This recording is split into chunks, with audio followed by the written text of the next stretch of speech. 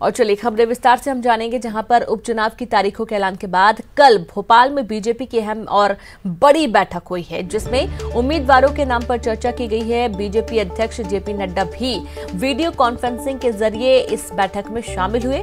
वहीं सीएम शिवराज के साथ ही सिंधिया, कैलाश विजयवर्गीय समेत तमाम बड़े नेता भी शामिल रहे, जिसके बाद ये बताया जा रहा है कि बीजेपी ने 25 सीटों पर उम्मीदवारों के नाम लगभग तय कर लिए हैं, जिसमें से कांग्रेस से बीजेपी में आए नेताओं को टिकट मिलना भी तय माना जा रहा है। और इस बैठक में सीटवार उम्मीदवारों के नाम पर भी चर्चा की गई। साथ ही ये भी तय किया गया है कि जिस सीट पर पार्टी कमजोर नजर आ रही हो, वहां बड़े नेताओं को जिम्मा दिया जाएगा।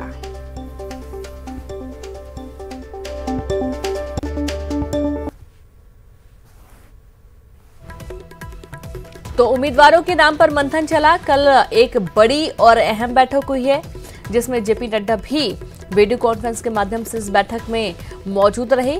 और इसके चलते अब जो उम्मीदवार हैं, ऐसा कहा जा रहा है कि तकरीबन 25 नाम तय हो चुके हैं।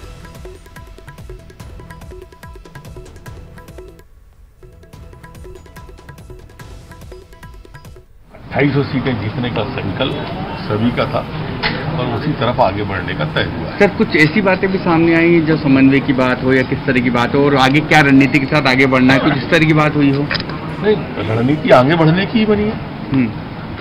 बिल्कुल पोलिंग पेज प्रभारी तक की बात हुई है, मंडलों के सम्मेलन की बात हुई है कि मंडलों के सम्मेलन आयोजित किए जाएंगे पूरे प्रदेश के अंदर। 2 तारीख से 10 तारीख तक सभी मंडलों पर कार्यक्रम आयोजित किए। कांग्रेस अब पार्टी न रह के एक प्राइवेट लिमिटेड कंपनी हो गई है। इसके मध्य प्रदेश की सीईओ कमलनाथ जी हैं, वो कार्यकर्ताओं को अपमानित कर रहे हैं और धीरे धीरे कांग्रेस का कार्यकर्ता कांग्रेस पार्टी छोड़ करके राष्ट्र के विकास के लिए, आमजन के सम्मान के लिए और अपने सम्मान के लिए भारतीय जनता पार्टी की सदस्यता ले रहा है। आज उसी क्रम में मध्य प्रदेश कांग्रेस कमेटी के महामंत्री, जो जिलाध्यक्ष भी रहे, ईद कांग्रेस के जिलाध्यक्ष भी रहे, मिला प्राधिकरण के उपाध्यक्ष रहे, चुनाव भी लड़ा और आज उन्होंने कांग्रेस पार्टी छोड़ दी और भारतीय जनता पार्टी का दामन मुख्यमंत्री के सानिध्य में संभाला। और चलिए ज्यादा जानकारी के साथ सहयोगी रंजना लाइव जुड़ी हुई है। रंजना, तकरीबन 25 उम्मीदवारों के नाम तय माने जा रहे हैं और कुछ जो कमजोर सीटें हैं उस पर हाईकमान यानी कि जो बड़े नेता हैं उनको जिम्मा दिया जा रहा है। तो किस तरीके से ये पूरी रणनीति तैयार हो रही है बीजेपी की, क्योंकि ये साख का सवाल है बीजेपी के लिए भी।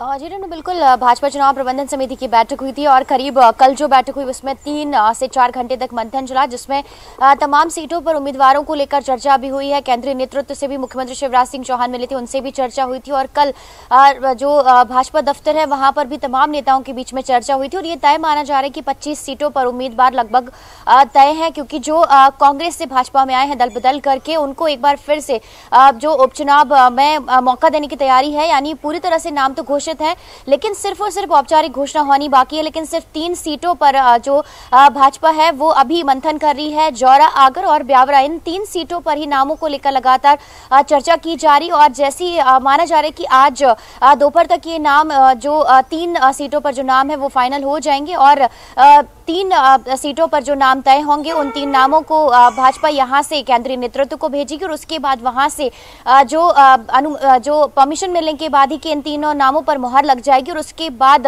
जो 28 सीटें हैं जहां मध्य प्रदेश में उपचुनाव होने जा रहे हैं, तो 28 सीटों पर भारतीय जनता पार्टी 1 से 2 दिन में प्रत्याशियों को लेकर घोषणा कर सकती है। यानी नामों को लेकर जो अभी तक घोषणा नहीं हुई है वो घोषणा आने वाले 1 से 2 दिनों में जरूर हो सकती है। वहीं दूसरी बात, बैठक में जो चुनाव की रणनीति है वो भी, उस पर भी चर्चा हुई और किस तरह से तैयारियां हैं भारतीय जनता पार्टी के चुनाव को लेकर, उस पर भी मंथन हुआ। रेनू जी बिल्कुल रंजना, बहुत शुक्रिया आपका तमाम जानकारी के लिए। तो इस तरीके से अहम ये बैठक थी, काफ़ी महत्वपूर्ण बैठक है, क्योंकि कुछ नामों पर लगभग नाम तय हो चुके हैं, लेकिन कुछ सीटों के लिए अभी भी असमंजस बना हुआ है। अगली खबर, जहां आज से देश भर में अनलॉक 5 की शुरुआत हो रही है। अनलॉक 5 में कई नियमों में बदलाव कर दिए गए हैं। सिनेमा हॉल और मल्टीप्लेक्स खुलेंगे। गृह मंत्रालय ने जारी की गाइडलाइन।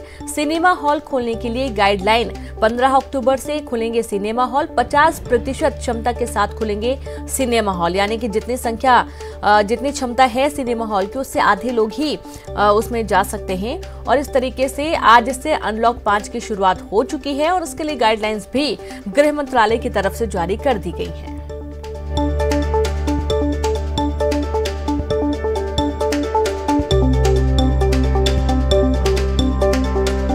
तो आइए अब आपको बता दें कि अनलॉक 5 की जो कुछ बड़ी बातें हैं, 15 अक्टूबर से सिनेमा हॉल और मल्टीप्लेक्स खोलने की मंजूरी दे दी गई है। खिलाड़ियों की ट्रेनिंग के लिए स्विमिंग पूल भी खोले जा सकेंगे। 50% लोगों के साथ एंटरटेनमेंट पार्क को खोलने की भी मंजूरी है। कंटेनमेंट जोन में जारी सख्त लॉकडाउन 31 अक्टूबर तक बढ़ाया गया है। स्नातकोत्तर छात्रों के लिए प्रयोगशाला और प्रायोगिक कार्यों की अनुमति, ऑनलाइन और डिस्टेंस लर्निंग को पढ़ाई के लिए जारी रखा जाएगा। अभिभावकों की सहमति से ही छात्र स्कूल बुलाए जा सकते हैं, यानी कि यदि छात्र स्कूल जाना चाहते हैं तो ही जाएंगे, वरना वो घर में ऑनलाइन जैसा अभी तक पढ़ाई कर रहे हैं वैसे ही कर सकते हैं। सहयोगी रंजना जुड़ी हुई हैं। रंजना, अनलॉक 5 की शुरुआत आज से हो रही है। पिछले की तुलना में इस बार क्या क्या रियायतें और ज्यादा जनता को मिलने वाली हैं?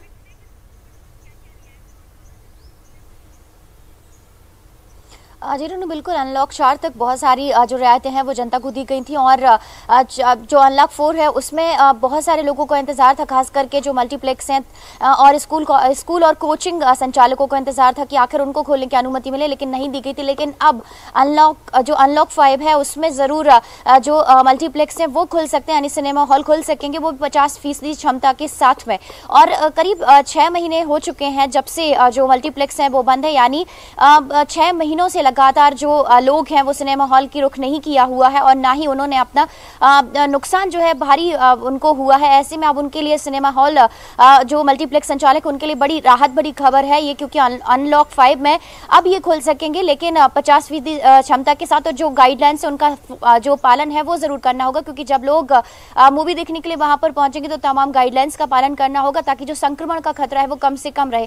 दूसरी बात यह भी है कि स्कूल और कॉलेज खोलने को लेकर भी गाइडलाइन में रियायत दी गई है, लेकिन 15 अक्टूबर के बाद, और ये भी राज्य सरकारों पर फैसला छोड़ा गया है कि वो चाहें तो इस पर खुद अपने निर्णय पर यह फैसला लिया जाएगा कि आखिर 15 अक्टूबर से पूरी तरह से स्कूल खोले जाएं या नहीं खोले जाएं। लेकिन स्कूल खोलने को लेकर यह भी कहा गया है कि स्कूलों में बच्चों को पहुंचने के लिए दबाव नहीं बनाया जाएगा, माता पिता की परमिशन बहुत ज़्यादा अनिवार्य होगी, यानी जब तक बच्चों को माता पिता अनुमति नहीं देंगे तब तक उनको स्कूल भेजने के लिए अनुमति नहीं दी जाएगी। लेकिन ये जो रूल है वो कंटेनमेंट जोन वाले स्टूडेंट पर लागू नहीं होगा, यानी 31 अक्टूबर तक जो कंटेनमेंट जोन के स्टूडेंट हैं वो स्कूल में नहीं आ सकेंगे। और दूसरी बात ये भी है कि अब तक कक्षा 9वीं से कक्षा 12वीं तक के जो स्टूडेंट हैं वो ज़रूर स्कूल पहुँच रहे हैं अपने डाउट्स क्लियर करने के लिए, लेकिन बाकी कक्षाओं के स्टूडेंट्स के ऊपर ये नियम लागू नहीं था और ये नियम अब लागू होगा 15 अक्टूबर के बाद। लेकिन उस पर भी स्कूल प्रबंधन को ये सुनिश्चित करना होगा कि वहां पर जो गाइडलाइंस है कोरोना संक्रमण से बचाव की, पहले उनका पूरा इंतजाम किया जाए और उसके बाद माता पिता की परमिशन भी होगी। और दूसरी बात ये भी है कि अगर कोई बच्चे स्कूल नहीं आना चाहते तो उनके लिए ऑनलाइन क्लासेस के जरिए भी पढ़ाई करवानी होगी। और दूसरी बात, जो कोचिंग है 6 महीने से बंद है, क्योंकि राजधानी भोपाल के साथ ही प्रदेश भर की तमाम कोचिंग संस्थानों की बात करी जाए तो अभी तक ऑनलाइन पढ़ाई चल रही थी, कुछ में ऑनलाइन पढ़ाई भी बंद थी। ऐसे में अब जो कोचिंग संचालक है उनको भी राहत मिल सकती है, क्योंकि 15 अक्टूबर के बाद अब कोचिंग खोलने को लेकर राज्य सरकार फैसला ले सकते हैं और एक बार फिर से कोचिंग में जो तैयारी करने के लिए स्टूडेंट हैं वो पहुंच सकेंगे। रीनू, चलिए, बहुत शुक्रिया आपका तमाम जानकारी के लिए रंजना। तो इस तरीके से जो गाइडलाइन अनलॉक 5 की जो गाइडलाइंस हैं वो कहीं ना कहीं बहुत सारी रियायतें मिल रही हैं उससे जनता को। अगली खबर, जहां 28 विधानसभा सीट के उपचुनाव से पहले चुनाव आयोग ने सर्वदलीय बैठक की और बैठक में कांग्रेस ने सुझाव दिया। कांग्रेस ने मांग की है कि कोविड-19 के मतदाताओं को अलग से कक्ष बनाकर मतदान का अधिकार दिया जाए। कांग्रेस की तरफ से जेपी धनोपिया ने बीजेपी मंत्रिमंडल में शामिल 2 मंत्रियों का कार्यकाल खत्म करने की मांग की। 20 अक्टूबर को 6 महीने पूरे होने से पहले गोविंद सिंह राजपूत और तुलसीराम सिलावट को मंत्रिमंडल से हटाने की मांग की गई है। जो कोविड के वहां पर मरीज पाए जाएंगे, जो मतदान दिवस को आएंगे, जिनका तापमान ज्यादा होगा, उनको बाद में शाम को अंतिम घंटे में मतदान के लिए बुलाने की बजाय वहां पे कोविड का एक नया मतदान केंद्र बनाना चाहिए, जिससे जो व्यक्ति जब भी आए, अगर उसका तापमान ज्यादा है तो उसे बूथ में मतदान कराया जाए और जिससे दोबारा आने से बच सकेगा। और इस बात को हमने कहा चुनाव आयोग से कि इसमें गंभीरता से विचार किया जाए। साथ ही हमने आज कहा है कि 2 मंत्री ऐसे हैं जिनका 6 माह का कार्यकाल 20 अक्टूबर खत्म हो रहा है, तुलसी सिलावट और गोविंद राजपूत, जो कि 6 महीने में विधायक बन ही नहीं सकते, कि उनका चुनाव 3 नवंबर को होना है। ऐसी स्थिति में उनको आगामी जो 20 दिन और हैं, 1 तारीख से 20 तक के, वो उनको मंत्री पद पर बने रहने का कोई अधिकार नहीं है। कोई संविधान की मंशा ये है कि कोई भी मंत्री को 6 माह में विधायक बनना आवश्यक होता है, जो इनके इस केस में संभव नहीं है। इसलिए उनका आगामी जो कार्यकाल है उस पर मंत्री पद का उनका पीरियड समाप्त घोषित किया जाए, जिसके संबंध में चुनाव आयोग ने कहा है कि वो इसको मुख्य निर्वाचन आयुक्त दिल्ली को भेजेंगे और इसमें जो भी कार्रवाई होगी वो यथासंभव की जाएगी। शिवपुरी जिला चिकित्सालय वैसे ही अपनी टीम की अनोखी करतूतों के कारण प्रदेश भर में चर्चित है। अब जो वीडियो सामने आया है उसके अनुसार जिला चिकित्सालय में एलोपैथी विधि ही नहीं बल्कि सवारी बुलाकर भभूति देकर भी इलाज चलता है। जिला चिकित्सालय के प्रसूता वार्ड में एक महिला बाकायदा कुछ महिलाओं को लेकर घेर कर बैठती है, जिनमें जिला चिकित्सालय के प्रसूता वार्ड में भर्ती प्रसूता भी शामिल है। वो महिला पहले तरह तरह की आवाज निकालकर अपने सिर सवारी बुलाती है और उसके बाद बाकायदा सभी महिलाओं को दवाई रूपी भभूति बांटती है। महिला से भभूति पाकर सभी महिलाएं सुकून की सांस लेकर न केवल भभूति सिर से लगाती हैं बल्कि उसका प्रसाद के रूप में सेवन भी करती हैं। इस बीच चिकित्सीय स्टाफ उन्हें पुलिस की धमकी देता तो सुनाई दे रहा है, लेकिन न पुलिस को और न अस्पताल प्रबंधन को यहां चल रहे घटनाक्रम की जानकारी देना उचित समझता है। कुल मिलाकर कोरोना काल में जिला चिकित्सालय में भभूति से इलाज का ये अनोखा मामला सामने आया है, वो भी उस जिला चिकित्सालय में जो पूरी तरह सीसीटीवी कैमरों से लबरेज है।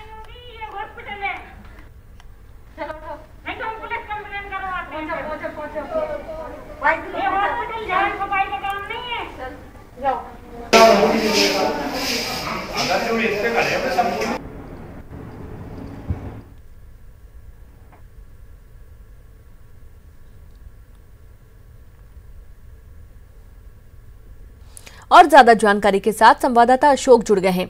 अशोक, भभूति से इलाज हो रहा है, वो भी उस जिला अस्पताल में जो पूरी तरीके से सीसीटीवी कैमरे से भरा हुआ है। कोई शिकायत की गई क्या? इस पर कोई कार्रवाई की गई?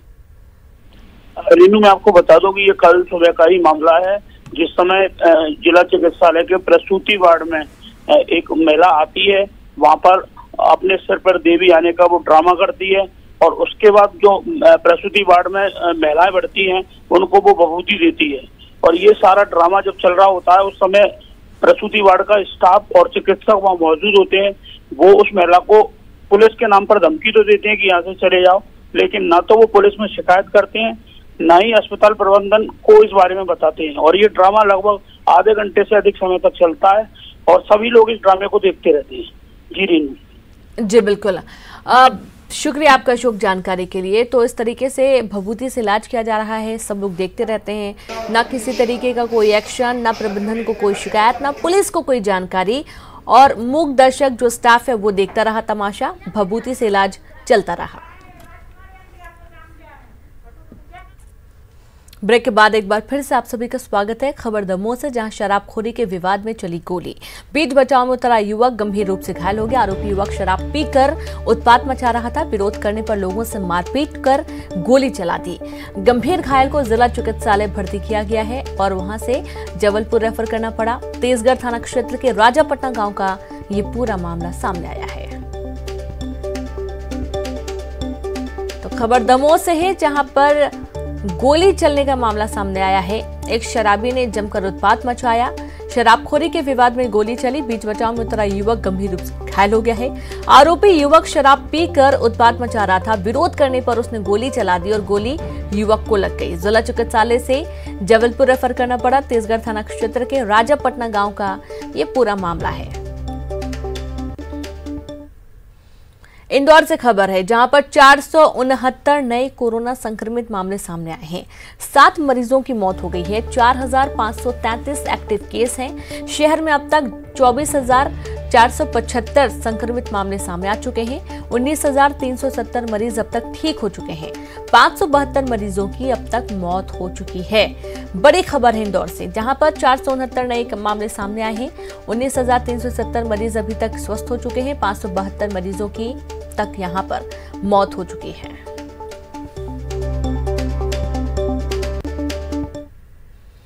सतना मामले में एसआईटी गठित, रीवा आईजी ने गठित की एसआईटी, जहां एसडीओपी पीएस परस्ते नेतृत्व करेंगे। 5 सदस्यीय टीम मामले की जांच करेगी। पुलिस हिरासत में हुई थी युवक की मौत। बड़ी खबर आपको दे रहे हैं, जहां पर युवक की मौत पुलिस हिरासत में हुई थी, उसके बाद ग्रामीणों ने यहां पर जमकर हंगामा किया था और उसके बाद पुलिस की समझाइश का भी कोई असर नहीं हुआ। पूरा जो इलाका है वो पुलिस छावनी में तब्दील करना पड़ा और इस पूरे मामले में एसआईटी गठित की गई। रीवा आईजी ने गठित की एसआईटी, एसडीओपी पीएस परस्ते नेतृत्व करेंगे।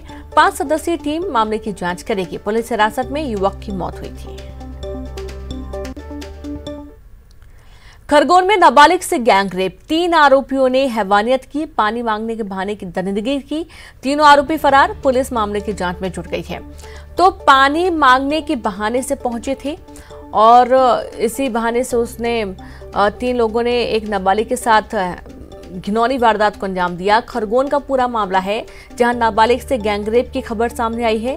3 आरोपियों ने हैवानियत की, पानी मांगने के बहाने दरिंदगी की और तीनों आरोपी फरार हैं। पुलिस मामले की जांच में जुटी है।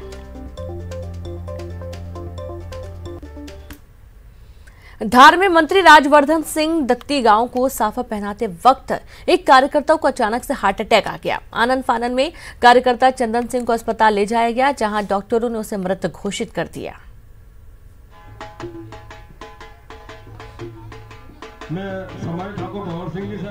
तो देखिए, राजवर्धन सिंह दत्तीगांव को साफा पहनाते अचानक से युवक को अटैक आता है और वो गिर जाता है। लोग उसे पकड़ते हैं, तुरंत उसे अस्पताल पहुंचाया जाता है, लेकिन इस दौरान उसकी मौत हो जाती है। तो ऐसी तस्वीरें जो कि बहुत कम सामने आती हैं। चौंका देने वाली तस्वीर है। अचानक से हार्ट अटैक आता है, युवक गिर जाता है साफा पहनाते हुए, तुरंत अस्पताल लेकर जाते हैं, लेकिन डॉक्टर उसे मृत घोषित कर देते हैं।